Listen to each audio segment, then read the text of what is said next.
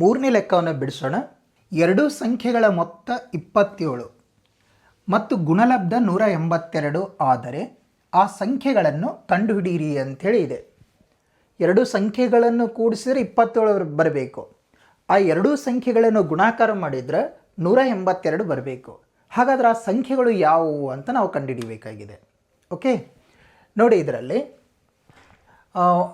ಎರಡು ಸಂಖ್ಯೆಗಳು, for example ನೋಡಿ, ಈಗ ಎರಡು ಸಂಖ್ಯೆ, ಒಂದು ಸಂಖ್ಯೆ ಎ ಅಂತ ತಗೊಳ್ತೀನಿ, ಇನ್ನೊಂದು ಸಂಖ್ಯೆ ಬಿ ಅಂತ ತಗೊಳ್ತೀನಿ. ಇವೆರಡೂ ಸಂಖ್ಯೆಗಳನ್ನು ಕೂಡಿಸಿದ್ರೆ 27 ಬರುತ್ತೆ ಅಂತ ತಗೊಳ್ಳೋಣ. ನಾನೇನು ತಗೊಳ್ತೀನಿ, ಈಗ ಎದವನ ಬಲ್ಲಿ ಎಕ್ಸ್ ಇತ್ತಂತಂದ್ರೆ ಬಿದವನ ಬಲ್ಲಿ ಎಷ್ಟು ಅದಂತ ತಗೊಳ್ತೀನಿ. ಏನು ಮಾಡ್ತೀನಿ ನಾನು, ಬಿದವನ ಬಲ್ಲಿ, ಈಗ ಎದವನ ಬಲ್ಲಿ ಎಕ್ಸ್ ಅಂತಿತ್ತಂದ್ರೆ ಬಿದವನ ಬಲ್ಲಿ ಎಷ್ಟಿರುತ್ತೆ, 27 ಮೈನಸ್ ಎಕ್ಸ್ ಅಂತ ಆಗುತ್ತೆ. ಬೇಕಾದ್ರೆ ನೋಡಿ ಇದನ್ನು, ಎದವನ ಬಲ್ಲಿ ಎಕ್ಸ್ ಅಂತ ತೊಗೊಂಡಿನಿ, ಬಿದವನ ಹತ್ತಿರ ಇರುವಂಥ ಏನು ಸಂಖ್ಯೆಯನ್ನು ಕಂಡುಹಿಡಿಬೇಕಾಗಿದೆ. ಅಂದರೆ ಏನಾಗುತ್ತೆ ನೋಡಿ, ಇದು B is equal to 27 minus x ಅಂತ ಆಗುತ್ತೆ. ಹೀಗೆ ಬರ್ಕೊಳ್ಬೋದು. ಓಕೆ ನೋಡಿ, ಅದಕ್ಕಾಗಿ ಈ ಸಂಖ್ಯೆಗಳನ್ನು, ಈ ಪ್ರಶ್ನೆ ಇಂಪಾರ್ಟೆಂಟ್ ಆಗಿರುವಂಥ ಪ್ರಶ್ನೆ, ಸರಳನೂ ಇದೆ, ಬಟ್ ಬರ್ಕೊಳ್ಬೇಕಾದ್ರೆ ಏನು ಮಾಡಬೇಕು, ಒಬ್ಬನ ಇಬ್ಬರು ಹತ್ತಿರ ಇರುವಂಥ ಇಬ್ಬರ ಆ ಸಂಖ್ಯೆಗಳ ಮೊತ್ತ 27 ಅಂತ ತೊಗೊಂಡಿವಿ ಅಂತಂದ್ರೆ, ಒಂದು ಸಂಖ್ಯೆ ಎಕ್ಸ್ ಇತ್ತಂದ್ರೆ ಇನ್ನೊಂದು ಸಂಖ್ಯೆ ಏನು ಮಾಡಬೇಕು, ಇನ್ನೊಂದು ಸಂಖ್ಯೆ ಬೇಕಂತಂದ್ರೆ 27ರಲ್ಲಿ ಇದನ್ನು ಮೈನಸ್ ಮಾಡ್ಕೋಬೇಕು. ಇದು ಇನ್ನೊಂದು ಸಂಖ್ಯೆ. ಓಕೆ ನೋಡಿ, ಇದನ್ನು ಹೀಗೆ ಬರ್ಕೊಳ್ತೀನಿ ನೋಡಿ. ಒಂದು ಸಂಖ್ಯೆಯು ಹೀಗೆ ಬರ್ಕೊಳ್ಳೋಣ. ಒಂದು ಸಂಖ್ಯೆ ಏನಂತ ತಗೊಳ್ಳೋಣ ನಾವು, ಎಕ್ಸ್ ಆಗಿರಲಿ ಅಂತ ಬರ್ಕೊಳ್ಳೋಣ. ಒಂದು ಸಂಖ್ಯೆ ಎಕ್ಸ್ ಅಂತ ತೊಗೊಂಡೀವಿ, ಎರಡೂ ಸಂಖ್ಯೆನ ಕೂಡಿಸ್ರೆ ಎಷ್ಟು ಅಂತ ಹೇಳಿವಿ, 27 ಅಂತ ಹೇಳಿವಿ. ಹಾಗಾದರೆ ಇನ್ನೊಂದು ಸಂಖ್ಯೆ ಯಾವುದಾಗತ್ತೆ, ಇನ್ನೊಂದು ಸಂಖ್ಯೆ ಯಾವುದಾಗತ್ತಂದ್ರೆ 27ರಲ್ಲಿ ಇದನ್ನು ಮೈನಸ್ ಮಾಡಿಬಿಡೋಣ. 27 ಮೈನಸ್ ಎಕ್ಸ್ ಅಂತ ಆಗುತ್ತೆ. Okay, clear. ಈಗ ಪ್ರಶ್ನೆಯ ಪ್ರಕಾರ ನೋಡಿ, ಅವುಗಳ ಗುಣಲಬ್ಧ 182 ಆಗಬೇಕು. ಪ್ರಶ್ನೆಯ ಪ್ರಕಾರ, ಅಕಾರ್ಡಿಂಗ್ ಟು ಕ್ವಶನ್, ಪ್ರಶ್ನೆಯ ಪ್ರಕಾರ ನೋಡಿ, ಪ್ರಶ್ನೆಯ ಪ್ರಕಾರ ಇವು ಎರಡೂ ಸಂಖ್ಯೆಗಳನ್ನು ಗುಣಾಕಾರ ಮಾಡಿದ್ರೆ ಎಷ್ಟು ಬರಬೇಕು, 182. ಮೊದಲನೇ ಸಂಖ್ಯೆ ಎಕ್ಸ್ ಅಂತ ತೊಗೊಂಡಿನಿ, ಎರಡನೇ ಸಂಖ್ಯೆ 27 ಮೈನಸ್ ಎಕ್ಸ್ ಅಂತ ತೊಗೊಂಡಿದ್ದೀನಿ. ಇವೆರಡನ್ನೂ ಗುಣಾಕಾರ ಮಾಡಿದರೆ 182 ಅಂತ ಬರ್ಕೊಂಡಿವಿ. ಕರೆಕ್ಟಾ? ಪ್ರಶ್ನೆಯ ಪ್ರಕಾರ ಇದು. ಇದನ್ನು ಗುಣಾಕಾರ ಮಾಡ್ಕೊಳ್ತೀನಿ ನೋಡಿ. ಎಕ್ಸಿಂದ ಈ ಬ್ರ್ಯಾಕೆಟ್ನಲ್ಲಿರುವಂಥ ಸಂಖ್ಯೆಗಳಿಗೆ, ಅಂಶಗಳಿಗೆ ಗುಣಾಕಾರ ಮಾಡ್ಕೊಳ್ತೀನಿ. ಎಕ್ಸ್ ಇಂಟು 27 ಅಂದರೆ 27 X minus X into X ಅಂತಂದರೆ ಎಕ್ಸ್ ಸ್ಕ್ವಯರ್. ಇದನ್ನು ಈ ಕಡೆ ತೊಗೊಂಡು ಬಂದುಬಿಡಲಿ, ಮೈನಸ್ ಆಗುತ್ತೆ. 182 ಇಸ್ ಈಕ್ವಲ್ ಟು 0. ನೋಡಿ, ಇದು ಆದರ್ಶ ರೂಪದಲ್ಲಿ ಆಗಲಿಲ್ಲ. ಏನು ಮಾಡೋಣ, ಆದರ್ಶ ರೂಪಕ್ಕೆ ಬರ್ಕೊಳ್ಬೇಕು ಅಂದರೆ ಮೈನಸ್ ಎಕ್ಸ್ ಸ್ಕ್ವೇರ್ ಇದು ಬರೋದಲ್ಲ, ರೈಟ್ ಸೈಡ್ ತೊಗೊಂಡು ಬಂದುಬಿಡ್ಲ ಅವಕ್ಕೆ. ನೋಡಿ, minus X square right side ತಂದ್ರೆ ಪ್ಲಸ್ ಎಕ್ಸ್ ಸ್ಕ್ವೇರ್ ಆಯಿತು. ಪ್ಲಸ್ 27 ಎಕ್ಸ್ ರೈಟ್ ಸೈಡ್ ತಂದರೆ 27 ಎಕ್ಸ್ ಆಯಿತು. ಮೈನಸ್ 182 ಈ ಕಡೆ ತಂದರೆ ಪ್ಲಸ್ 182 ಅಂತ ಆಯಿತು. Is equal to 0. ಈಗ ಆದರ್ಶ ರೂಪಕ್ಕೆ ಬಂತಿದ್ದು. ಕೊಟ್ಟಿರುವಂಥ ಹೇಳಿಕೆಯನ್ನು ಆಧರಿಸಿ ನಾವು ವರ್ಗ ಸಮೀಕರಣದ ಆದರ್ಶ ರೂಪದಲ್ಲಿ ಬರೆದೀವಿ. ಈಗ ಇದನ್ನು ಬಿಡಿಸಬೇಕು ಅಂದರೆ ಅಪವರ್ತನ ವಿಧಾನವನ್ನು ಅನುಸರಿಸ್ತೀವಿ. ಅಪವರ್ತನ ವಿಧಾನ ಅನುಸರಿಸಬೇಕು ಅಂದರೆ ಮಧ್ಯದ ಪದವನ್ನು ಸ್ಪ್ಲಿಟ್ ಮಾಡಬೇಕಂತ ಹೇಳಿವಿ. ಇವುಗಳ ಹಂತಗಳನ್ನು ನಾನು ಮೊದಲೇ ಹೇಳಿದ್ದೀನಿ. ಇದನ್ನು ಹೇಗೆ ಮಾಡ್ತೀವಿ, ಮೊದಲನೇ ಪದ ಕೊನೆಯ ಪದ ಗುಣಾಕಾರ ಮಾಡಿರಿ ಅಂತ ಹೇಳೀನಿ. ಗುಣಾಕಾರ ಮಾಡಿದರೆ 182 ಇದೆ. ಈಗ ಇದನ್ನು ಅಪವರ್ತನ ಮಾಡ್ತೀನಿ. ಅಪವರ್ತಿಸೋಣ. ಇದಕ್ಕೆ 2 9 18, 2 1 2, ಮತ್ತು 2ರಿಂದ ಅಂತೂ ಹೋಗಲ್ಲಲ್ಲ. 2 9 18 ಆಯಿತು, 2 1 2 ಆಯಿತು. 7ರಿಂದ ಹೋಗುತ್ತೆ. ಹಾಂ, 7ರಿಂದ ಹೋಗುತ್ತೆ. 7 1 7, 7 3 21, ಮತ್ತಿದು 13ರಿಂದ ಅಪವರ್ತನ ಮಾಡ್ತೀವಿ. ಈಗ ನೋಡಿ, ನಮಗೆ ಎರಡು ಅಪವರ್ತನ ಹೇಗಿರಬೇಕು, ಎರಡು ಸಂಖ್ಯೆ ತೊಗೊಳ್ಬೇಕು ನಾವು. ಅದು ಗುಣಾಕಾರ ಮಾಡಿದ್ರೆ 182 ಆಗಬೇಕು. ಆಮೇಲೆ ಅದನ್ನು ಕೂಡಿಸ್ರೆ ಅಥವಾ ಕಳೆದ್ರೆ ಮೈನಸ್ 27 ಆಗಬೇಕು ಅನ್ನೋದಕ್ಕಾಗಿ ನಾವು ಈ ರೀತಿಯೆಲ್ಲ ಅಪವರ್ತನ ಮಾಡಿ ನೋಡಿದ್ದೀವಿ. ಈಗ ನೋಡಿದ್ದು 2 7 14 ಆಯಿತಾ, ಇದು 13 ಆಯಿತು. ನೋಡು, -14 -13 ಮಾಡಿದ್ರೆ -27 ಅಂತ ಬರುತ್ತೆ. ಹೀಗೆ ಬಿಡಿಸೋಣ ಇದಕ್ಕೆ ನೋಡಿ, ಎಕ್ಸ್ ಸ್ಕ್ವಯರ್ ಮಧ್ಯದ ಪದ -27 ಹೀಗೆ ಬರ್ಕೊಳ್ತೀನಿ. -14x -13x ಕೂಡಿಸ್ಬೇಕಾಗಿರುವುದರಿಂದ ಎರಡು ಚಿಹ್ನೆ ಸೇಮ್ ಇರಬೇಕು. ಇದು +182 = 0. ಈ ಪಾಯಿಂಟ್ ಇದರಲ್ಲಿ ಮೇನ್ ಇಂಪಾರ್ಟೆಂಟ್. ಇದನ್ನು ಗುಂಪು ಮಾಡಬೇಕು. ಇದರಲ್ಲಿ ಕಾಮನ್ ಏನಿದೆ? ಎಕ್ಸ್ ಇದೆ. ಎಕ್ಸ್ ಸ್ಕ್ವೈರ್ಗೆ ಎಕ್ಸಿಂದ ಭಾಗಿಸಿದೀವಿ ಅಂದರೆ ಎಕ್ಸ್ ಉಳೀತು, -14x ಎಕ್ಸಿಂದ ಭಾಗಿಸಿದೀವಿ ಅಂತಂದ್ರೆ 14 ಉಳೀತು, ಮೈನಸ್ ಇದೆ. ಇಲ್ಲಿ 13 ಕಾಮನ್ ಇದೆ, ಇಲ್ಲಿ ಎಕ್ಸ್ ಉಳೀತು, +182ಕ್ಕೆ -13ರಿಂದ ಭಾಗಿಸಿದೀವಿ ಅಂತಂದ್ರೆ -14 ಆಯಿತು, =0. ನೋಡಿ ಬ್ರ್ಯಾಕೆಟ್ನಲ್ಲಿ x - 14 x - 14 ಅಂತ ಹೇಳಿದೆ. ಅದನ್ನು ಕಾಮನ್ ತೊಗೊಳ್ತೀನಿ. x - 14 ಕಾಮನ್ ಆಯಿತು. ಇಲ್ಲೇನು ಉಳಿತು? ಎಕ್ಸ್. x - 14 ಕಾಮನ್ ಬಂದುಬಿಟ್ಟಿದೆ, -13 ಉಳೀತು, =0. ನೆಕ್ಸ್ಟ್ ನೋಡಿದ್ದೇನೆ, ಇವು ಎರಡು ಅಪವರ್ತನ. ಈಗ ಇದರ ಮೂಲ ಕಂಡುಹಿಡಿಬೇಕು ಅಂತಂದರೆ ನಾವು 0ಯನ್ನು ಅಪ್ಲೈ ಮಾಡಬೇಕು. ಅಂದರೆ x - 14 = 0, ಇನ್ನೊಂದು ಮೂಲ x - 13 = 0. ಈಗ ನೋಡಿ, x -14 ಈ ಕಡೆ ತೊಗೊಂಡು ಬಂದುಬಿಡಿ, +14 ಆಗಿಬಿಡುತ್ತೆ. ಇನ್ನೊಂದು x -13 ರೈಟ್ ಸೈಡ್ ತಂದರೆ +13 ಅಂತಾಯಿತು. ಅಂದ್ರೆ ಆ ಎರಡೂ ಸಂಖ್ಯೆಗಳನ್ನು ಕೂಡಿಸಿದರೆ 27 ಬರುತ್ತೆ. ಇವೆರಡೂ ಸಂಖ್ಯೆಗಳನ್ನು ಗುಣಾಕಾರ ಮಾಡಿದರೆ 182 ಬರುತ್ತೆ. ಹಾಗಾದರೆ ಆ ಸಂಖ್ಯೆಗಳನ್ನು ಕಂಡುಹಿಡಿಯಿರಿ ಅಂತ ಹೇಳಿರಲ್ಲ, ಆ ಸಂಖ್ಯೆಗಳು ಯಾವುವು? 14 ಮತ್ತು 13. ದೇರ್ಫೋರ್ ಆ ಸಂಖ್ಯೆಗಳು ಯಾವ್ಯಾವಾಗಿವೆ? 14 ಮತ್ತು 13 ಆಗಿವೆ. ಅಥವಾ 13 ಮತ್ತು 14 ಆಗಿವೆ ಅಂತಲೂ ಬರಿಬೋದು. ಅವೇ ಇರ್ತಾವಲ್ಲ ಸಂಖ್ಯೆಗಳು. ಓಕೆ, ಅರ್ಥ ಆಯ್ತಾ? ಇಂಪಾರ್ಟೆಂಟ್ ಪ್ರಶ್ನೆ, ಸರಳವಾಗಿ ಬಿಡಿಸ್ಬೇಕು. ಈಸಿ ಇದೆ. ಒಂದು ಬಾರಿ ಇನ್ನೊಂದು ಬಾರಿ ಇದನ್ನು ಕರೆಕ್ಟಾಗಿ ಅಬ್ಸರ್ವ್ ಮಾಡಿ ಇದನ್ನು ತಿಳ್ಕೊಳ್ಳಿ. ಪ್ರಶ್ನೆ ಸರಳ ಇದೆ, ಈಸಿಯಾಗಿ ಅಂಡರ್ಸ್ಟ್ಯಾಂಡ್ ಮಾಡ್ಕೊಳ್ರಿ ಇದನ್ನು. ಓಕೆ, ಪರೀಕ್ಷೆ ದೃಷ್ಟಿಯಿಂದ ಇಂಪಾರ್ಟೆಂಟ್ ಆಗಿರುವಂಥ ಲೆಕ್ಕ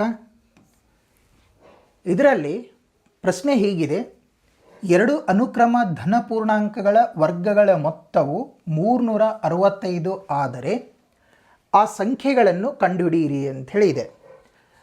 ಅನುಕ್ರಮ ಧನ ಪೂರ್ಣಾಂಕಗಳು ಹೇಗೆ ಬರೀಬೇಕು ಅಂಥೇಳಿ ನಾನು ಅಭ್ಯಾಸ 10.1ರಲ್ಲಿಯೂ ಸಹ ಹೇಳಿದ್ದೀನಿ. ನೋಡಿ, ಇಲ್ಲಿ ಅನುಕ್ರಮ ಸಂಖ್ಯೆಗಳು, ಇಲ್ಲಿ 1 ತೊಗೊಂಡಿವಿ ಅಂದರೆ ಇದು 2, 3, 4, 5 ಹೀಗೆ ಇವು ಅನುಕ್ರಮ ಸಂಖ್ಯೆಗಳು ಬರ್ತಾವೆ. ನೋಡಿ, ಒಂದು ಸಂಖ್ಯೆ ಆದಮೇಲೆ ಇನ್ನೊಂದು ಸಂಖ್ಯೆ ಬರಬೇಕು ಅಂದರೆ ಒಂದು ಜಾಸ್ತಿ ಇದೆ.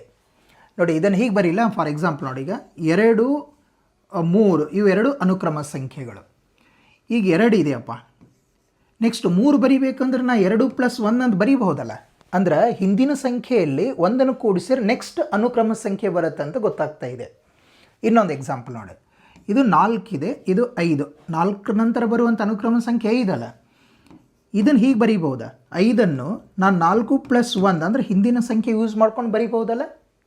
ಅಂದ್ರೇನು, ನೆಕ್ಸ್ಟ್ ಸಂಖ್ಯೆ ಬರಬೇಕು ಅಂತಂದ್ರೆ +1 ಆಗಿ ಬರ್ತಿರುತ್ತೆ, ಒಂದು ಹೆಚ್ಚಾಗಿ ಬರ್ತಿರುತ್ತೆ. ಹಾಗಾಗಿ ಎರಡು ಅನುಕ್ರಮ ಧನ ಪೂರ್ಣಾಂಕಗಳು ಏನಂತಂದ್ರೆ ನಾನು ಒಂದು ಎಕ್ಸ್ ಅಂತ ತಿಳ್ಕೊಂಡ್ರೆ ಇನ್ನೊಂದು x + 1 ಅಂತ ಬರೀಬಹುದು. ಅಂದ್ರೆ ಎರಡು ಅನುಕ್ರಮ ಧನ ಪೂರ್ಣಾಂಕಗಳು ಅಂದರೆ ಒಂದು ಎಕ್ಸ್, ಇನ್ನೊಂದು x + 1, ಅವುಗಳ ವರ್ಗಗಳ ಮೊತ್ತ 365 ಅಂತ ಕೊಟ್ಟಾರೆ. ಹಾಗಾದ್ರೆ ಆ ಸಂಖ್ಯೆಗಳನ್ನು ಕಂಡುಹಿಡಿಯಿರಿ ಅಂಥೇಳಿ ಹೇಳ್ತಾರೆ. ಆ ಸಂಖ್ಯೆಗಳು ಒಂದು ಎಕ್ಸ್, ಇನ್ನೊಂದು x + 1 ಆಗಿರಲಿ ಅಂತ ಬರೆಯೋಣ ಫಸ್ಟ್. ಓಕೆ, ಸರಿ. ಎರಡು ಅನುಕ್ರಮ ಧನ ಪೂರ್ಣಾಂಕಗಳು ಹೀಗೆ ಬರೀತೀವಿ ನೋಡಿ. ಎರಡು ಅನುಕ್ರಮ ಧನ ಪೂರ್ಣಾಂಕಗಳು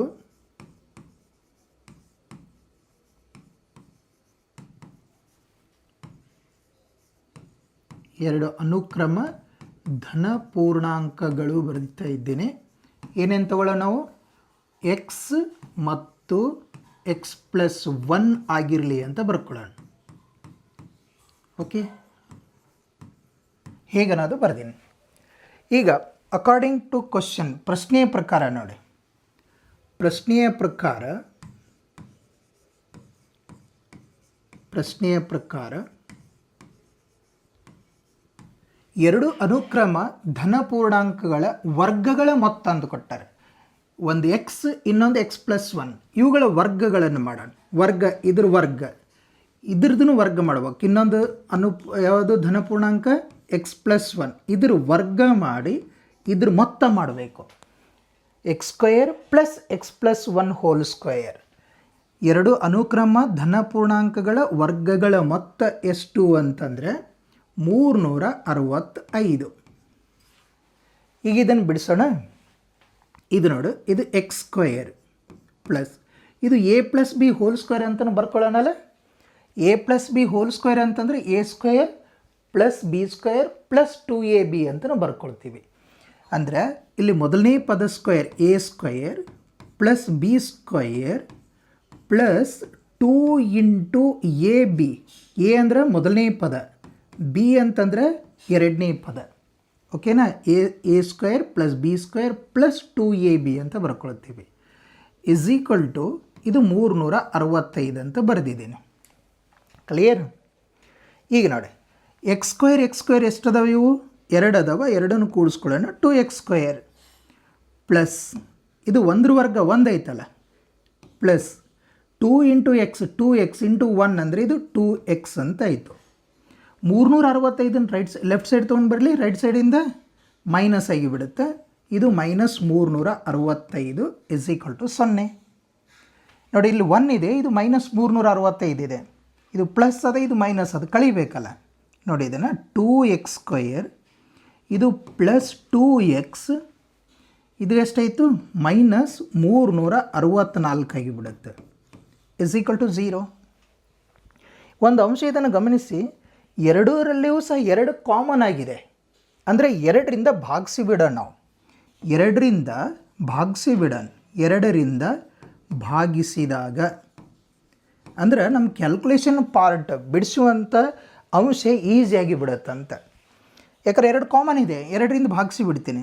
ನೋಡಿ, 2x² 2ರಿಂದ ಭಾಗಿಸಿದೀವಿ ಅಂದರೆ x² ಉಳೀತು, ಪ್ಲಸ್ 2x 2ರಿಂದ ಭಾಗಿಸಿದ್ನಿ ಅಂದರೆ x ಉಳೀತು, ಮೈನಸ್ 2ರಿಂದ ಭಾಗಿಸಿದೀವಿ ಅಂದರೆ 2 1 2, ಆಮೇಲೆ 1 ಉಳಿತು 16 ಆಯಿತು, 2 8 16, 2 2 4 = 0 ಆಯ್ತಲ್ಲ. x² + x - 182. ಈಗ ನಾವು ವರ್ಗ ಸಮೀಕರಣ ಆದರ್ಶ ರೂಪ ಬಂತಿದ್ರಲ್ಲಿ. ಈಗ ಹೆಂಗೆ ಬಿಡಿಸ್ತೀವಿ? ಅಪವರ್ತನ ವಿಧಾನದಿಂದ ಬಿಡಿಸ್ಬೇಕು. ಈಗ ಮೊದಲನೇ ಪದ ಕೊನೆಯ ಪದ ಗುಣಾಕಾರ ಮಾಡಬೇಕು. 182 ಆಯಿತು. 182 ಇದನ್ನು ಅಪವರ್ತಿಸಬೇಕು.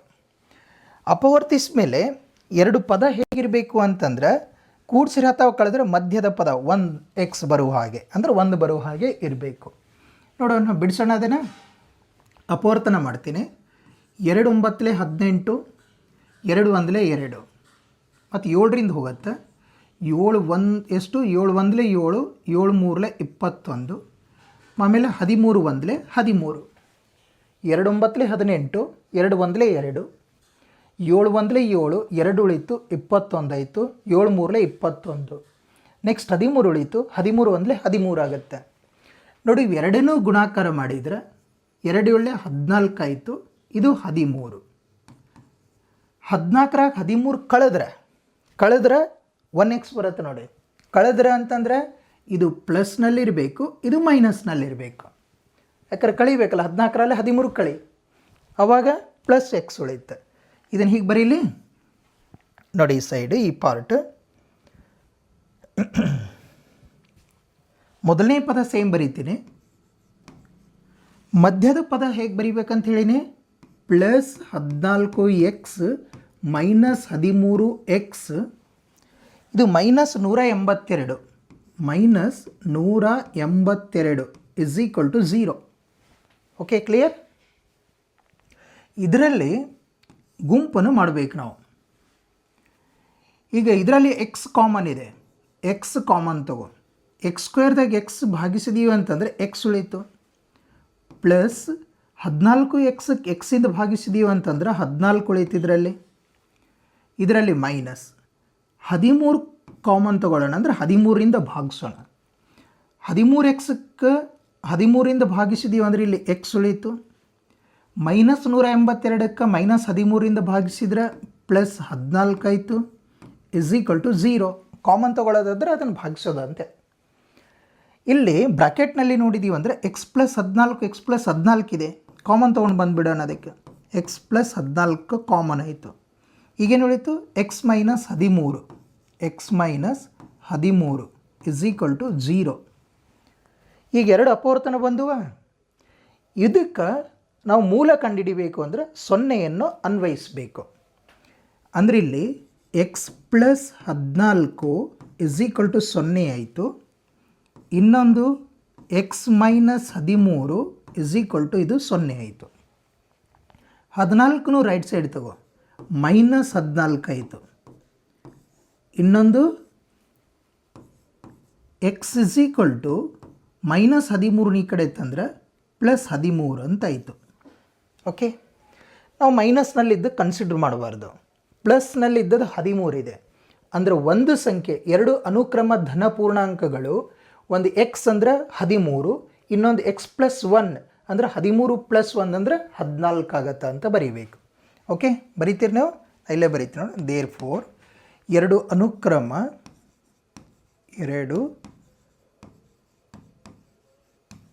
ಅನುಕ್ರಮ ಧನ ಪೂರ್ಣಾಂಕಗಳು, ಎರಡು ಅನುಕ್ರಮ ಧನ ಪೂರ್ಣಾಂಕಗಳು ಯಾವ್ಯಾವ ಅಂತ ಹೇಳಿವಿ? ಒಂದು ಎಕ್ಸ್ ಅಂತಂದ್ರೆ ಪಾಸಿಟಿವ್ ಇದ್ದು ತಗೊಳ್ಳೋಣ ನಾವು, 13 ಮತ್ತು ಇನ್ನೊಂದು ಎಕ್ಸ್ ಪ್ಲಸ್ 1. ಎಕ್ಸ್ ಅಂದರೆ 13 ತೊಗೊಂಡಿವಿ ಅಂದರೆ ಇದ್ರಾಗ ಒಂದು ಹೆಚ್ಚು ಮಾಡೋಣ, ಅಂದರೆ 13 ಪ್ಲಸ್ 1 ಅಂತಂದ್ರೆ 14 ಆಗಿವೆ ಅಂತ ಬರ್ಕೊಳ್ಳೋಣ. ಓಕೆ, ಇವುಗಳ ವರ್ಗಗಳ ಮೊತ್ತ ಮಾಡಿದರೂ 365 ಆಗುತ್ತೆ. ಬೇಕಾದ್ರೆ ನೀವು ಟ್ಯಾಲಿ ಮಾಡಿ ನೋಡಿರಿ. ಓಕೆ, ಅರ್ಥ ಆಯಿತು? 5ನೇ ಸಮಸ್ಯೆಯನ್ನು ಬಿಡಿಸೋಣ. 5ನೇ ಸಮಸ್ಯೆಯೂ ಸಹ ಪರೀಕ್ಷಾ ದೃಷ್ಟಿಯಿಂದ ಬಹಳ ಪ್ರಮುಖವಾಗಿರುವಂಥ ಪ್ರಶ್ನೆಯಾಗಿದೆ. ಈ ಪ್ರಶ್ನೆಯನ್ನು ಭಾಳ ಸರಳ ರೀತಿಯಲ್ಲಿ ತಿಳ್ಕೊಳ್ಳೋಣ ನಾವು. ಒಂದು ಲಂಬಕೋನ ತ್ರಿಭುಜದ ಎತ್ತರವು ಅದರ ಪಾದಕ್ಕಿಂತ 7 ಸೆಂಟಿಮೀಟರ್ ಕಡಿಮೆ ಇದೆ. ಓಕೆನಾ? ಒಂದು ಲಂಬಕೋನ ತ್ರಿಭುಜದ ಎತ್ತರ ಎಷ್ಟಿದೆ ಅಂತಂದರೆ ಅದರ ಪಾದಕ್ಕಿಂತ 7 ಸೆಂಟಿಮೀಟರ್ ಕಡಿಮೆ ಅದಂತ. ಅದರ ವಿಕರಣದ ಉದ್ದವು 13 ಸೆಂಟಿಮೀಟರ್ ಆದರೆ ಉಳಿದೆರಡೂ ಬಾಹುಗಳ ಉದ್ದಗಳನ್ನು ಕಂಡುಹಿಡಿಯಿರಿ ಅಂಥೇಳಿ ನಮ್ಮ ಪ್ರಶ್ನೆ ಇದೆ. ಓಕೆ, ಒಂದು ಲಂಬಕೋನ ತ್ರಿಭುಜ ನೋಡ್ಕೊಳ್ಳೋಣ ಫಸ್ಟು. ಇದು ಒಂದು ಲಂಬಕೋನ ತ್ರಿಭುಜ ತಗೊಳ್ತೀನಿ, ಸರಿನಾ? ಒಂದು ಲಂಬಕೋನ ತ್ರಿಭುಜ ಆಯಿತು. ಇದಕ್ಕೆ ಹೆಸರು ಕೊಡ್ತೀನಿ ನೋಡಿ. ಇದಕ್ಕೆ ಎ, ಇದು ಬಿ ಅಂತ ತಗೊಳ್ತೀನಿ, ಇದು ಸಿ, ಲಂಬಕೋನ ಇದು. ಇದರಲ್ಲಿ ವಿಕರಣ ಯಾವುದಾಗಿರುತ್ತೆ? ಲಂಬಕೋನದ ಅಭಿಮುಖ ಬಾಹು, ಲಂಬಕೋನದ ಎದುರು ಯಾವುದು ಬಾಹು ಇರುತ್ತೆ ನೋಡು, ಅದೇ ವಿಕರಣ ಆಗಿತ್ತು. ಇದರಲ್ಲಿ ವಿಕರಣ ಎಷ್ಟು? 13 ಸೆಂಟಿಮೀಟರ್. ವಿಕರಣ 13 ಸೆಂಟಿಮೀಟರ್ ಆಗಿದೆ. ಲಂಬಕೋನ ತ್ರಿಭುಜ ಎತ್ತರವು ಅದರ ಪಾದಕ್ಕಿಂತ 7 ಸೆಂಟಿಮೀಟರ್ ಕಡಿಮೆ ಇದೆ. ಎತ್ತರ ಏನಾಗಿದೆ? ಪಾದಕ್ಕಿಂತ 7 ಸೆಂಟಿಮೀಟರ್ ಕಡಿಮೆ ಅದ. ಅಂದರೆ ಪಾದ ಎಕ್ಸ್ ತೊಗೊಂಡು ಅಂತ ತಿಳ್ಕೊ, ಎತ್ತರ ಎಷ್ಟು ಅಂತ ತೊಗೊಳ್ಬೇಕು ನಾನು? ಎಕ್ಸ್ ಮೈನಸ್ 7 ಅಂತ ತೊಗೊಳ್ಬೇಕು. ಅರ್ಥ ಆಗ್ತಾ ಇದೆನಾ? ಲಂಬಕೋನ ತ್ರಿಭುಜದ ಎತ್ತರ ಏನಾಗಿದೆ? ಪಾದಕ್ಕಿಂತ 7 ಸೆಂಟಿಮೀಟರ್ ಕಡಿಮೆ ಇದೆ. 7 ಸೆಂಟಿಮೀಟರ್ ಕಡಿಮೆ ಇದೆ. ಪಾದ ಎಕ್ಸ್ ಅಂತ ತೊಗೊಂಡಿನಿ, ಎತ್ತರ ಎಕ್ಸ್ ಮೈನಸ್ 7 ಅಂತಾಗುತ್ತೆ. ಓಕೆ, ಹೀಗೆ ಬರ್ಕೊಳ್ಳೋಣ. ಲಂಬಕೋನ ತ್ರಿಭುಜದ ಪಾದವು, ಲಂಬಕೋನ ತ್ರಿಭುಜದ ಪಾದ, ಲಂಬಕೋನ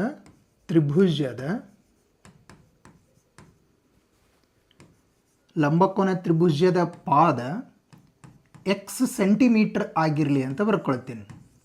ಓಕೆನಾ? ಎಕ್ಸ್ ಸೆಂಟಿಮೀಟರ್ ಆಗಿರಲಿ. ಅದರ ಎತ್ತರ, ಲಂಬಕೋನ ತ್ರಿಭುಜದ ಎತ್ತರ ನೋಡಿ, ಲಂಬಕೋನ ತ್ರಿಭುಜದ ಎತ್ತರ, ಲಂಬಕೋನ ತ್ರಿಭುಜದ ಎತ್ತರ ಬರೀಲ ಎಷ್ಟಂತೆ? ಎತ್ತರವು ಅದರ ಪಾದಕ್ಕಿಂತ 7 ಸೆಂಟಿಮೀಟರ್ ಕಡಿಮೆ ಇದೆ. ಅಂದರೆ ಎಕ್ಸ್ ಮೈನಸ್ 7 ಇಷ್ಟು ಸೆಂಟಿಮೀಟರ್ ಆಗುತ್ತೆ. ಆಮೇಲೆ ವಿಕರಣದ ಉದ್ದ ಕೊಟ್ಟಾರೆ. ಇದರ ವಿಕರಣದ ಉದ್ದ, ವಿಕರಣ ಕೊಟ್ಟಿದ್ದಾರೆ, ಎಷ್ಟು 13 ಸೆಂಟಿಮೀಟರ್. ಇಲ್ಲಿ ಲಂಬಕೋನ ತ್ರಿಭುಜ ಇತ್ತಂದ್ರೆ ನಾವು ಪೈಥಾಗೋರಸ್ನ ಪ್ರಮೇಯನ ಅನ್ವಯ ಮಾಡ್ಕೊಳ್ತೀವಲ್ಲ, ಹಾಗಾಗಿ ಇದನ್ನು ಪೈಥಾಗೋರಸ್ನ ಪ್ರಮೇಯದನ್ವಯ ಬಿಡಿಸ್ತೀನಿ. ಪೈಥಾಗೋರಸ್ನ ಪ್ರಮೇಯದನ್ವಯ ನೋಡಿ, ಇಲ್ಲಿ ಪೈಥಾಗೋರಸ್ನ ಪ್ರಮೇಯದನ್ವಯ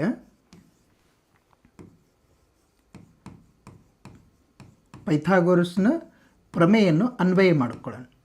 ಪೈಥಾಗೋರಸ್ನ ಪ್ರಮೇಯದನ್ವಯ ವಿಕರಣದ ಮೇಲಿನ ವರ್ಗವು ಉಳಿದೆರಡು ಬಾಹುಗಳ ವರ್ಗಗಳ ಮೊತ್ತಕ್ಕೆ ಸಮ. ಅಂದರೆ ವಿಕರಣ ಯಾವುದು? AC². ಅಂದರೆ ಏನು? 13² ಇಸ್ ಈಕ್ವಲ್ ಟು ಉಳಿದೆರಡು ಬಾಹುಗಳು, ಒಂದು ಎಕ್ಸ್ ಇದೆ ಅದರ ವರ್ಗ, ಇನ್ನೊಂದು x-7 ಇದರ ವರ್ಗಕ್ಕೆ ಈಕ್ವಲ್ ಇದೆ. ಓಕೆ, ನೆಕ್ಸ್ಟ್ 13 ವರ್ಗ 169 ಇಸ್ ಈಕ್ವಲ್ ಟು ಇದು x² ಆಯಿತು. ಇದಕ್ಕೆ A-B ಫಾರ್ಮುಲಾ ಅಪ್ಲೈ ಮಾಡಬೇಕು. A-B ಅನ್ನೋ ಸೂತ್ರ ಗೊತ್ತಾ? A-B² ಸೂತ್ರ ಏನಾಗುತ್ತೆ? A² plus B² minus 2AB. ಅಂದರೆ ಮೊದಲನೇ ಪದ ಸ್ಕ್ವಯರ್ ಪ್ಲಸ್ ಎರಡನೇ ಪದ ಸ್ಕ್ವಯರ್ ಮೈನಸ್ 2, ಇವು ಎರಡೂ ಪದಗಳ ಗುಣಲಬ್ಧ, ಅಂದರೆ 2 × AB. ಓಕೆ, 13² ಅಂದರೆ 169, ಇದು x² ಆಯಿತು ಪ್ಲಸ್ ಆಯಿತು A² x² plus B² 7² minus 2 into ಎರಡನ್ನು ಗುಣಾಕಾರ x × 7. ಓಕೆ, ಸಿಂಪ್ಲಿಫೈ ಮಾಡೋಣ.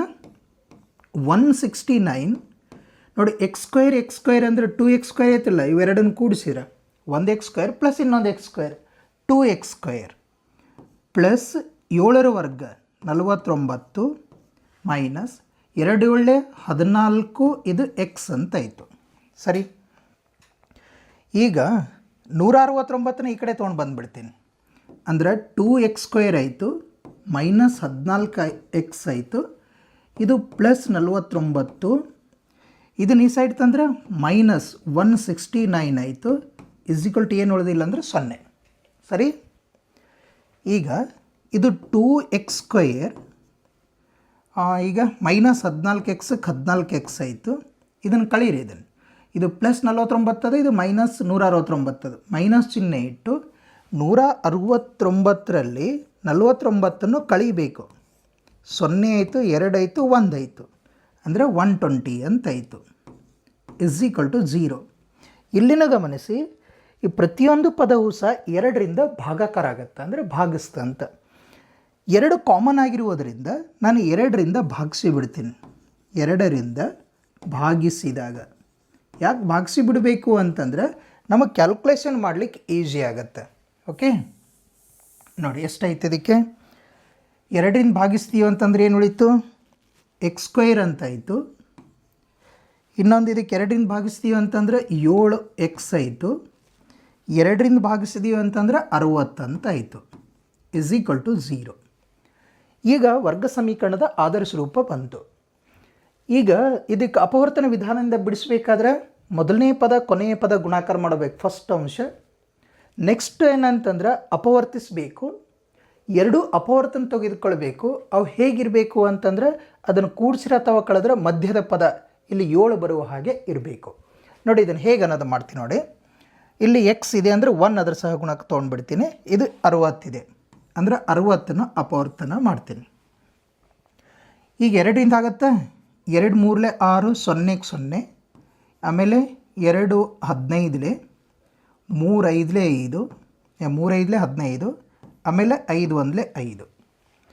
ಈಗ 7 ಬರಬೇಕು. 2 ಅಪವರ್ತನ, ಇಲ್ಲಿ 2 ಸಂಖ್ಯೆ ತೊಗೊಳ್ಬೇಕು. ನಾವಿಲ್ಲಿ 2 ಸಂಖ್ಯೆ ಹೇಗೆ ಮಾಡಬೇಕು? ಕೂಡಿಸಿರತ್ತ ಕಳೆದ್ರೆ 7 ಬರಬೇಕು. ಹೀಗೆ ಮಾಡಲ, ಎಷ್ಟು 7 ಬರಬೇಕು ಅಂತಂದರೆ 2 3 6, 2 5 10 ಆಗತ್ತೇನು? 2 5 10 ಆಯಿತಾ? ಬರಲ್ಲ ಅದು.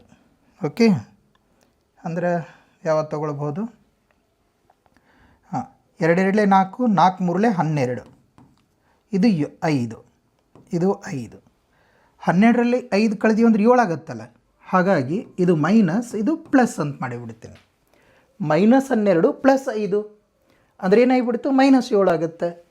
ಅಂದರೆ ಮಧ್ಯದ ಪದ ಹೀಗೆ ಬರ್ಕೊಳ್ತೀನಿ ನೋಡಿ. ಇದನ್ನು ಎಕ್ಸ್ ಸ್ಕ್ವಯರ್ ಮೈನಸ್ 7x ಹೇಗೆ ಬರೀತೀನಿ, -12x ಪ್ಲಸ್ 5x ಇದು -60 = 0. ಇನ್ನೊಂದು ಸಲ ಹೇಳ್ತೀನಿ ಕೇಳಿ. ಗುಣಾಕಾರ ಮಾಡಿದರೆ 60 ಆಗಬೇಕು, ಅದಕ್ಕೆ ಅಪವರ್ತನ ಮಾಡ್ಕೊಂಡಿದ್ದೀನಿ. ಎರಡು ಸಂಖ್ಯೆ ತೊಗೊಳ್ಬೇಕು ಅಂದರೆ ಇಲ್ಲಿ ಅಪವರ್ತನ ಏನದ ನೋಡು, ಇದರಲ್ಲಿ ಎರಡು ಸಂಖ್ಯೆ ತೊಗೊಂಡು ಹೇಗೆ ಮಾಡಬೇಕು ಅಂತಂದರೆ ಅದನ್ನು ಕೂಡಿಸಿರೋ ಅಥವಾ ಕಳೆದ್ರೆ ಮಧ್ಯದ ಪದ ಬರಬೇಕು. ಹಾಗಾಗಿ ನಾನು ಇಲ್ಲಿ ಟ್ರೈ ಮಾಡಿದ್ದು ಏನಂತಂದರೆ 2 2 4 4 3 12 ಆಯಿತು. 12 ಆಮೇಲೆ 5, 12ರಲ್ಲಿ 5 ಕಳೆದ್ರೆ 7 ಬರುತ್ತೆ. ಇಲ್ಲಿ -7 ಬರಬೇಕು ಅಂತಂದರೆ ದೊಡ್ಡ ಸಂಖ್ಯೆ ಚಿಹ್ನೆ ನಾನು ಮೈನಸ್ ಇಟ್ಕೊಳ್ತೀನಿ, ಸಣ್ಣ ಸಂಖ್ಯೆ ಚಿಹ್ನೆ ಪ್ಲಸ್. -12 + 5 ಅಂತಂದರೆ -7 ಆಗುತ್ತೆ. ಹಾಗಾಗಿ ಈ ಮಧ್ಯದ ಪದ -7 ಹೀಗೆ ಬರ್ಕೊಂಡಿನಿ, -12x + 5x ಅಂಥೇಳಿ. ಈಗ ಗುಂಪು ಮಾಡ್ತೀನಿ ನೋಡಿ ಇದನ್ನು. ಇದರಲ್ಲಿ ಕಾಮನ್ x ಇದೆ, ಎಕ್ಸ್ ಸ್ಕ್ವೇರ್ಗೆ ಎಕ್ಸಿಂದ ಭಾಗಿಸಿದೆ ಅಂದರೆ ಎಕ್ಸ್ ಉಳೀತು, ಮೈನಸ್ 12xಕ್ಕೆ ಎಕ್ಸ್ರಿಂದ ಭಾಗಿಸಿದೆ ಅಂದರೆ 12 ಆಯಿತು, ಪ್ಲಸ್ 5 ಕಾಮನ್ ತಗೊಳ್ಳೋಣ. ಇಲ್ಲಿ ಎಕ್ಸ್ -60ಕ್ಕೆ ಪ್ಲಸ್ 5ರಿಂದ ಭಾಗಿಸಿದೀವಿ ಅಂತಂದರೆ 12 ಆಯಿತು, = 0. ಈ ಬ್ರ್ಯಾಕೆಟ್ನಲ್ಲಿರುವಂಥ ಅಂಶ ಗಮನಿಸಿ, ಸೇಮ್ ಇದೆ, ಎಕ್ಸ್ -12 ಸೇಮ್ ಬರ್ಕೊಳ್ಳೋಣ, ಕಾಮನ್ ತೊಗೊಂಡ್ಬಿಟ್ಟಿವಿ. ಏನು ಉಳೀತು, ಎಕ್ಸ್ ಪ್ಲಸ್ 5 ಉಳೀತು, ಎಕ್ಸ್ ಪ್ಲಸ್ 5. ಎರಡಕ್ಕೂ 0 ಅನ್ವಯ ಮಾಡ್ತೀನಿ, ಎಕ್ಸ್ -12 = 0 ಆರ್ ಇಲ್ಲಿ ಎಕ್ಸ್ ಪ್ಲಸ್ 5 = 0. ಇದಕ್ಕೆ ನೋಡಿ, ಎಕ್ಸ್ -12 ರೈಟ್ ಸೈಡ್ ತಂದರೆ +12 ಆಯಿತು. ಇನ್ನೊಂದು ಎಕ್ಸ್ +5 ರೈಟ್ ಸೈಡ್ ತಂದರೆ -5 ಆಯಿತು. ಇಲ್ಲಿ ನಾವು ತೆಗೆದುಕೊಳ್ಬೇಕಾಗಿರುವಂಥ ಅಂಕೆ ಪ್ಲಸ್ನಲ್ಲಿದ್ದದ್ದು ಅಂದರೆ ಎಕ್ಸ್ = 12. ಅಂದರೆ ಏನು ಬೇಕು ನಮಗೆ, ಅದರ ಪಾದ, ಲಂಬಕೋನ ತ್ರಿಭುಜದ ಪಾದ ಬರ್ಕೊಳ್ಬೇಕು. ನೀವು ನೆಕ್ಸ್ಟ್ ಬರೀರಿ, ಲಂಬಕೋನ ತ್ರಿಭುಜದ ಪಾದ ಎಕ್ಸ್ ಅಂತ ತೊಗೊಂಡಿವಿ. ಎಕ್ಸ್ ಅಂದರೆ ಎಷ್ಟು ಬಂತು ಇಲ್ಲಿ, 12 ಸೆಂಟಿಮೀಟರ್. ಆಮೇಲೆ ಈ ಲಂಬಕೋನ ತ್ರಿಭುಜದ ಎತ್ತರ ಎಷ್ಟಾಗತ್ತೆ ನೋಡಿ, ಎಕ್ಸ್ -7 ಅಂದರೆ ಎಕ್ಸ್ ಅಂದರೆ 12 ಅದ, 12ರಲ್ಲಿ 7 ಮೈನಸ್ ಮಾಡಬೇಕು. ಎಷ್ಟಾಗುತ್ತೆ, 12ರಲ್ಲಿ 7 ಮೈನಸ್ ಮಾಡಿದರೆ 5 ಉಳಿತಲ್ಲ, 5 ಸೆಂಟಿಮೀಟರ್. ಓಕೆ, ಪ್ರಶ್ನೆಯ ಪ್ರಕಾರ ಆ ಉಳಿದೆರಡು ಬಾಹುಗಳ ಉದ್ದಗಳನ್ನು ಕಂಡುಹಿಡಿದೀವಿ. ಒಂದು ಬಾಹು ಎಕ್ಸ್ ಅಂದ್ರೆ ತೊಗೊಂಡಿವಿ, ಇದು 12 ಅಂತ, ಇನ್ನೊಂದು ಏನಂತಂದ್ರೆ 5 ಅಂತ ಬಂದಿದೆ. Okay, clear. 6ನೇ ಸಮಸ್ಯೆಯನ್ನು ಬಿಡಿಸೋಣ. 6ನೇ ಸಮಸ್ಯೆ ಭಾಳ ಸರಳ ಇದೆ. ಒಂದು ಗುಡಿ ಕೈಗಾರಿಕೆಯು ಒಂದು ದಿನದಲ್ಲಿ ನಿರ್ದಿಷ್ಟ ಸಂಖ್ಯೆಯ ಮಡಿಕೆಗಳನ್ನು ತಯಾರಿಸುತ್ತದೆ.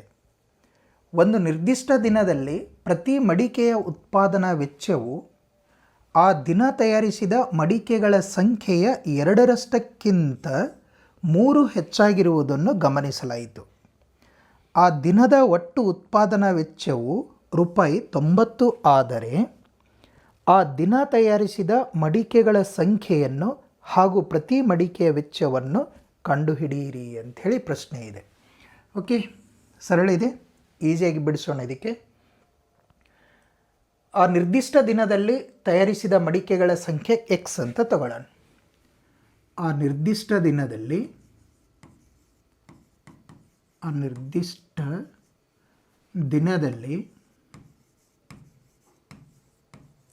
ತಯಾರಿಸಿದ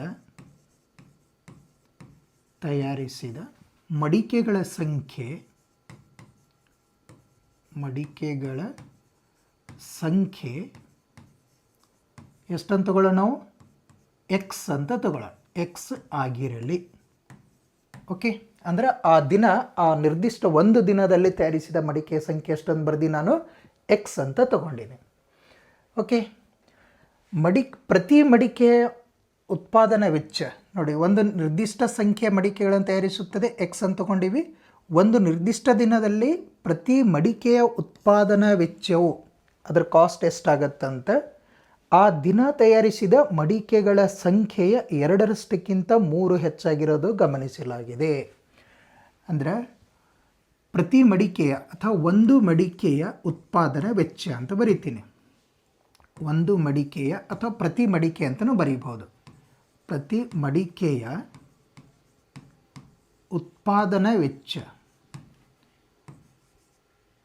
ಉತ್ಪಾದನಾ ವೆಚ್ಚ, ಪ್ರತಿ ಮಡಿಕೆಯ ಉತ್ಪಾದನಾ ವೆಚ್ಚ ಎಷ್ಟಿರುತ್ತೆ ಅಂತ ಕೊಟ್ಟಾರಪ್ಪ ಅಂತಂದರೆ, ಆ ದಿನ ತಯಾರಿಸಿದ ಮಡಿಕೆಗಳ ಸಂಖ್ಯೆ, ಆ ದಿನ ಎಷ್ಟು ಮಡಿಕೆ ತಯಾರು ಮಾಡ್ಯಾರ, ಇದನ್ನು ಕಲರ್ ಚೇಂಜ್ ಮಾಡಿ ಬರಲಿ, ಆ ದಿನ ಎಷ್ಟು ಮಡಿಕೆ ಮಾಡ್ಯಾರ ಎಕ್ಸ್ ಅಂತ ತೊಗೊಂಡೀನಿ. ಆ ದಿನ ತಯಾರಿಸಿದ ಮಡಿಕೆಗಳ ಸಂಖ್ಯೆ ಎರಡರಷ್ಟಕ್ಕಿಂತ 2x 3 ಹೆಚ್ಚಾಗಿರುತ್ತಂತೆ, +3 ಇಷ್ಟು ಆಗತ್ತಾ ಪ್ರಶ್ನೆ ಪ್ರಕಾರ. ಪ್ರತಿ ಮಡಿಕೆ ಉತ್ಪಾದನೆ ವೆಚ್ಚ ಇಷ್ಟು. ಮತ್ತೆ ಹೇಳ್ತಾರೆ ಇಲ್ಲಿ, ಆ ದಿನ ಒಟ್ಟು ಉತ್ಪಾದನಾ ವೆಚ್ಚ 90 ಆಗಿದೆ. ಒಟ್ಟು ಉತ್ಪಾದನಾ ವೆಚ್ಚ ಅಂದರೆ ಏನು ಮಾಡಬೇಕು, ಇವೆರಡನ್ನು ಗುಣಾಕಾರ ಮಾಡಬೇಕಲ್ಲ. ಮಡಿಕೆಗಳ ಸಂಖ್ಯೆ ಮತ್ತು ಪ್ರತಿ ಮಡಿಕೆಯ ವೆಚ್ಚ, ಹಾಗೆ ಇವೆರಡನ್ನು ಗುಣಾಕಾರ ಮಾಡಿದರೆ ಒಟ್ಟು ವೆಚ್ಚ ಸಿಗುತ್ತೆ. ಓಕೆ, ಟೋಟಲ್ ಕಾಸ್ಟ್ ಸಿಗುತ್ತೆ. ಒಟ್ಟು ವೆಚ್ಚ ನೋಡಿ ಹೀಗೆ ಬರ್ಕೊಳ್ತೀನಿ ನೋಡಿ, ಒಟ್ಟು ವೆಚ್ಚ ಎಷ್ಟಾಗತ್ತೆ ರೀ, ಇವೆರಡನ್ನು ಗುಣಾಕಾರ ಮಾಡಿದ್ರೆ ಈಕ್ವಲ್ ಆಗುತ್ತೆ. ಒಂದು ಎಕ್ಸ್ ಅಂತ, ಇನ್ನೊಂದು 2x + 3. ನಮಗೆ ಆಲ್ರೆಡಿ ಒಟ್ಟು ಉತ್ಪಾದನಾ ವೆಚ್ಚ ಇದರಲ್ಲಿ 90 ರೂಪಾಯಿ ಅಂತ ಕೊಟ್ಟಾರೆ ಇದ್ರಾಗ. ಅದಕ್ಕೆ ಒಟ್ಟು ವೆಚ್ಚ 90 ರೂಪಾಯಿ ಅಂತ ಇಲ್ಲಿ ಬರೆದು ಬಿಡ್ತೀನಿ. 90 ಇದನ್ನು ಗುಣಾಕಾರ ಮಾಡ್ಕೊಂಡು ಬಿಡಲಿ, x × 2x 2x² ಆಗುತ್ತೆ, ಪ್ಲಸ್ x × 3 3x ಅಂತ ಆಗುತ್ತೆ. ಈ 90 ರೈಟ್ ಸೈಡ್ ತೊಗೊಂಡು ಬಿಡ್ತೀನಿ ನೋಡಿ. ಇದನ್ನು 2x² ಪ್ಲಸ್ ಇದು 3x ಈ ಸೈಡ್ ತಂದರೆ ಮೈನಸ್ ಆಗುತ್ತೆ, ಇದು -90 = 0. ಓಕೆ, ಸಿಂಪಲ್ ಆಗಿದೆ. ಈಗ ವರ್ಗ ಸಮೀಕರಣ ಆದರ್ಶ ರೂಪಕ್ಕೆ ಬಂತ. ಮೊದಲನೇ ಪದ ಕೊನೆಯ ಪದ ಗುಣಾಕಾರ ಮಾಡೋಣ, ಅಪವರ್ತನ ಮಾಡೋಣ. 2 ಅಪವರ್ತನ ತೊಗೊಂಡ್ರು, 2 ಸಂಖ್ಯೆ ತೊಗೊಂಡ್ರು, ಅದನ್ನು ಕೂಡಿಸಿರ ಅಥವಾ ಕಳೆದ್ರೆ ಮಧ್ಯದ ಪದ 3 ಬರುವ ಹಾಗೆ ಸ್ಪ್ಲಿಟ್ ಮಾಡ್ಕೋಬೇಕು ನಾವು. ಓಕೆ ನೋಡಿ, ಮೊದಲನೇ ಪದ 2, ಕೊನೆಯ ಪದ 90 ಅಂದರೆ 180 ಆಗಿಬಿಡುತ್ತೆ. 180, 92 180 ಅಲ್ಲ. ಇದನ್ನು ಅಪವರ್ತನ ಮಾಡ್ತೀನಿ. 2 9 18, 0 0, ಆಮೇಲೆ ಮತ್ತೆ 2ರಿಂದ ಆಗುತ್ತೆ. 2 4 8, 2 5 10, 3ರಿಂದ ಹೋಗುತ್ತೆ. 3 1 3, 3 5 15, ಮತ್ತು 3 5 15, 5 1 5. ಇಷ್ಟು ಅಪವರ್ತನ ಬಂದು ನಾನು 2 ಸಂಖ್ಯೆ ಮಾಡ್ಕೊಳ್ಬೇಕು ಇದರಲ್ಲಿ. ಅದು ಕೂಡಿಸಿರ ಅಥವಾ ಕಳೆದ್ರೆ ಮಧ್ಯದ ಪದ 3 ಬರೋ ಹಾಗೆ ಆಗಬೇಕು. ನೋಡಿ ಏನೇನಾಗುತ್ತೆ ಇದರಲ್ಲಿ. 2 2 4, 4 3 12, 3 5 15 ಆಗತ್ತಲ್ಲ. ಪ್ಲಸ್ 15 ಮೈನಸ್ 12 ಮಾಡಿದರೆ ಬರುತ್ತಲ್ಲ. 15 ಪ್ಲಸ್ 15 ಮೈನಸ್ 12 ಮಾಡಿ ಎಷ್ಟಾಗತ್ತೆ, +3 ಬಂದುಬಿಡುತ್ತೆ. ಈಸಿ ಆಗುತ್ತೆ, ಬರೀಬಹುದು. ನೋಡಿ ಹೇಗೆ ಬಿಡಿಸ್ಕೊಳ್ತೀನಿ ಇದನ್ನು. 2x² ಈ ಮಧ್ಯದ ಪದ 3xನ್ನೇ ಹೀಗೆ ಸ್ಪ್ಲಿಟ್ ಮಾಡ್ತೀನಿ. ಪ್ಲಸ್ 15x ಮೈನಸ್ 12x, ಇದು ಕೊನೆಯ ಪದ ಆ್ಯಸ್ ಇಟ್ ಈಸ್ ಸೇಮ್ ಬರೆಯೋಣ. ಓಕೆ, ಈಗ ಇವು ಎರಡರ ಗುಂಪು ಮಾಡ್ಕೊಳ್ತೀನಿ. ಈಗ ಇದೊಂದು ಗುಂಪು, ಇದೊಂದು ಗುಂಪು. ಕಾಮನ್ ಏನಿದೆ, ಎಕ್ಸ್ ಕಾಮನ್ ಆಗಿದೆ ಇದರಲ್ಲಿ. ಈಗ 2x² ಎಕ್ಸ್ ಕಾಮನ್ ತೊಗೊಂಡೆ ಅಂತಂದರೆ 2x ಉಳಿಯುತ್ತೆ. ಅಂದರೆ 2x² ಎಕ್ಸಿಂದ ಭಾಗಿಸ್ತೀನಿ ಅಂತ ಅರ್ಥ. ಪ್ಲಸ್ 15xಕ್ಕೆ ಎಕ್ಸಿಂದ ಭಾಗಿಸಿದರೆ 15 ಅಂತ ಉಳಿತು. ಇದರಲ್ಲಿ ಕಾಮನ್ ನೋಡಿ. ಮೈನಸ್ ಕಾಮನ್ ಏನಿದೆ ಅಂತಂದರೆ 6 ಕಾಮನ್ ಬರುತ್ತೆ. ಈಗ 12x 6ರಿಂದ ಭಾಗಿಸಿದಿ ಅಂತಂದರೆ 2x ಉಳಿತು. -90ಕ್ಕೆ -6ರಿಂದ ಭಾಗಿಸಿದ್ರೆ +15 ಅಂತ ಬರುತ್ತೆ ಇದು. ಓಕೆ, ಅರ್ಥ ಆಗ್ತಾ ಇದ್ದೇನೆ ನೋಡಿ. ಇದನ್ನು ಗುಂಪು ಮಾಡಿದ್ದೀನಿ.